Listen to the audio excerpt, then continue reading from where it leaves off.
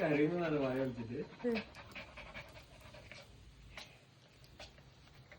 കൊല്ലുന്നില്ല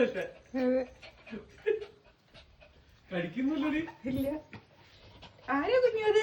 കളിക്കുന്നുള്ളൂ. അതാരാ ഫ്രണ്ടാണോ കുഞ്ഞുന്റെ? കുഞ്ഞു കുഞ്ഞു കളിക്കാൻ ആളെ കിട്ടിയാൽ കുഞ്ഞു കളിക്കാൻ ആളെ കിട്ടിയോ?